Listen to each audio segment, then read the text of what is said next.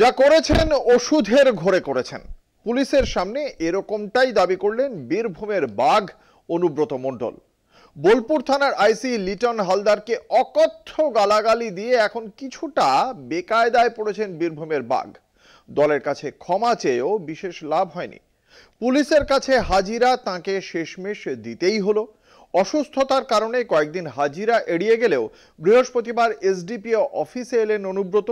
এদিন যে অনুব্রত এসডিপিও অফিসে হাজিরা দেবেন তা আগেই জানিয়েছিল কলকাতা টিভি। অবশেষে চিকিৎসকের পরামর্শ মতো বেড রেস্ট শেষে পুলিশি তলবে হাজিরা দিলেন বোলপুরের তৃণমূল নেতা অনুব্রত মণ্ডল।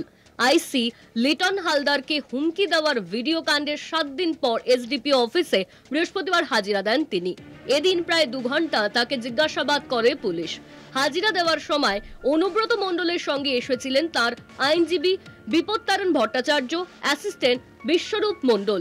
তৃণমূল নেতা অনুব্রত মণ্ডল যে এদিন হাজিরা দেবেন তা আগেই জানিয়েছিল কলকাতা টিভি। সেই খবরেই কার্যত শিলমোহর পড়ল। বোলপুরের আইসিকে হুমকি দেওয়ার ভিডিও ক্লিপ ভাইরাল হয় সমাজ মাধ্যমে।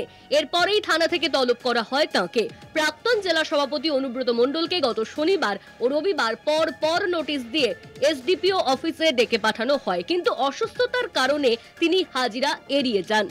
পুলিশ সূত্রে খবর, এদিন এসডিপিও অফিসে অনুব্রতর কাছে কোন মোবাইল থেকে তিনি ফোন করেছিলেন তা জানতে চাওয়া হয়। কেন বোলপুর থানার আইসিকে গালিগালাজ জানতে চাওয়া হয় তাও।